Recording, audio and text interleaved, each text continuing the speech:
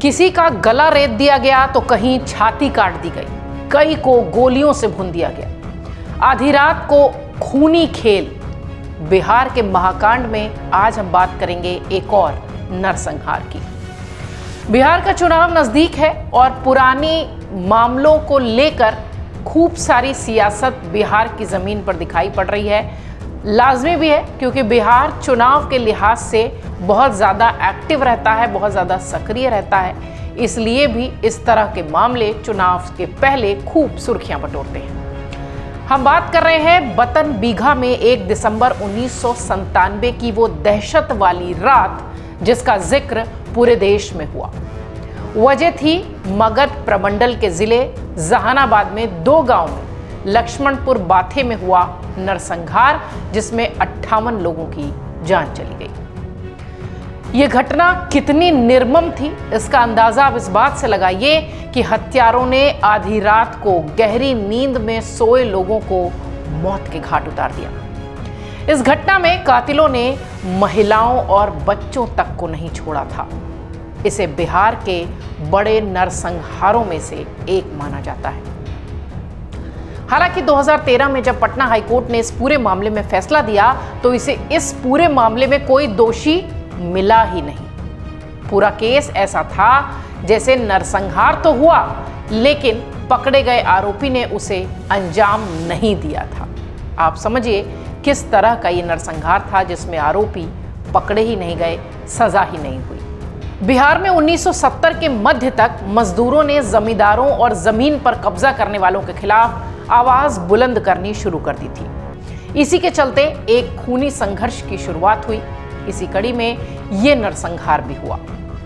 अरविंद सिन्हा और इंदु सिन्हा के economic and political weekly में दिए गए एक लेख के मुताबिक माओवादी कम्युनिस्ट सेंटर का सिर्फ एक ही एजेंडा था, उच्च जातियों के संगठनों की तरफ से की जा रही हिंसा का बदला लेना। एमसीसी ने कई मौकों पर अपना आतंक दिखाया। 1987 से पहले औरंगाबाद में डालचक बघौरा गांव में 54 राजपूतों के हत्याकांड को अंजाम दिया गया। वहीं इसके बाद 1992 में गया के बाड़ा गांव में 42 भूमिहारों का नरसंहार हुआ। 1997 में लक्ष्मण बाथे नरसंहार को इस घटना का प्रतिशोध माना गया, बदला माना गया। मानवाधिकार संस्था ह्यूमन राइट्स वॉच इस पूरे घटनाक्रम के पीछे एक और वजह बताती है। कुछ रिपोर्ट्स के मुताबिक लक्ष्मणपुर बाथे में भूमिहार जाति के लोगों की बहुलता थी। यहाँ कुछ दबंग भूमिहार 50 एकड़ के क्षेत्र में फैली गांव में उस जमीन को कब्जाना चाहते थे जो कि भूमिहीन मजदूरों के लिए तय हुई थी। जब मजदूरों को इस बात का पता चला तो उन्होंने नक्सल संगठन एमसीसी को साथ लेने की ठानी और भूमिहारों के खिलाफ हथियार उठाने के लिए वो तैयार हो गए। बताया यह भी गया कि क्षेत्र के अधिकारियों को इस तनाव की जानकारी थी, अंदेशा था। हालांकि इससे पहले भी वो कुछ कदम उठाते, उच्च जातियों के संगठन रणवीर सेना ने लक्ष्मणपुर बाथे नरसंहार को अंजाम दे दिया। बेला भाटिया का एक लेख था जिसमें massacre on the banks of सोन में उन्होंने कहा कि रणवीर सेना के बाथे को निशाना बनाने की एक वजह यह थी कि ये गांव भारतीय कम्युनिस्ट पार्टी लिबरेशन और उसकी पार्टी एकता का गढ़ भी बनता जा रहा था, इसलिए भी ये नरसंहार हुआ। लक्ष्मण बाथे नरसंहार की तैयारी कैसे हुई ये आपको बताते हैं। 30 नवंबर 1997 का वो दिन था जब रणवीर सेना की एक बैठक हुई। दावा किया गया कि यह बैठक लक्ष्मणपुर बाथे के करीब की कामता नाम के एक गांव में हुई। इस बैठक में रणवीर सेना के लोगों के साथ साथ कामता और लक्ष्मणपुर बाथे के लोग भी, इस गांव के लोग भी पहुंचे थे। इसके अलावा आसपास के गांव जो कि बेलसर, चंदा, सोहसा, खरसा, कोयल, बूपत, बसंतपुर, परशुरामपुर, यहाँ की उच्च जातियों के लोग भी इस बैठक में शामिल थे। भारतीय कम्युनिस्ट पार्टी और भारतीय कम्युनिस्ट पार्टी लिबरेशन के कार्यकर्ताओं को इसकी भनक लग गई। हालांकि तब प्रशासन ने इस पर कोई कदम नहीं उठाया था। जिन लोगों को बर्बरता से मारा गया उनमें 19 पुरुष, 27 महिलाएं और 10 बच्चे शामिल थे। आप सुनकर सिहर जाएंगे कि इस मौत के नरसंहार में एक नवजात बच्चा भी था। 8 प्रेग्नेंट महिलाएं थीं, गर्भवती महिलाएं थीं। इसके अलावा कुछ महिलाओं की छाती तक को काट दिया गया। जिन लोगों को उस एक रात में मारा गया उनमें 33 दलित थे।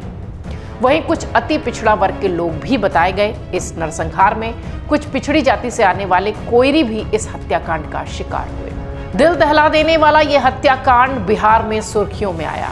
6 दिसंबर 1997 तक लक्ष्मणपुर बाथे में स्थिति पर नियंत्रण पा लिया गया। पुलिस ने इस दौरान गांव में कई बार छापेमारी की।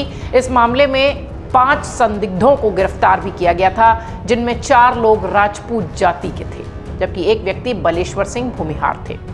वहीं सोन नदी के पार साहर, जहां से रणवीर सेना के लोग आए थे, वहां कुल 35 लोगों की गिरफ्तारी हुई थी इसी मामले में खोपिड़ा गांव से ब्रह्मेश्वर सिंह को भी उठाया गया। कांग्रेस नेता कमलकांत शर्मा का नाम उठने लगा इस पूरे मामले में, हालांकि इन्हें गिरफ्तार नहीं किया गया था। लक्ष्मण बाते नरसंहार के फैसले में एक और दिलचस्प बात जुड़ी रही। 9 अक्टूबर 2013 को जिस दिन इस पूरे मामले का फैसला हुआ, उसी दिन सचिन तेंदुलकर अंतर्राष्ट्रीय क्रिकेट में अपना आखिरी मैच खेल रहे थे। ऐसे में हाईकोर्ट का फैसला सचिन के संन्यास की खबरों के आगे दब गया। पटना हाईकोर्ट के निर्णय को लेकर लेफ्ट संगठनों ने पूरे बिहार में बंद का ऐलान किया।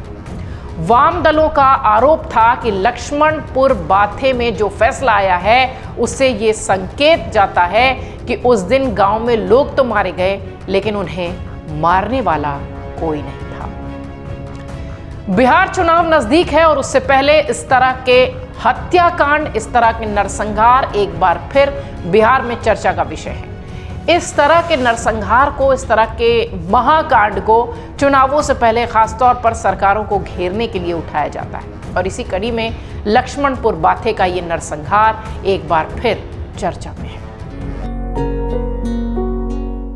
अमर उजाला ई पेपर की क्वालिटी इतनी अच्छी है कि जो उसके शब्द जो है कितना भी जूम कर लीजिए धुंधले नहीं पड़ते हैं। अभी डाउनलोड करें अमर उजाला ऐप।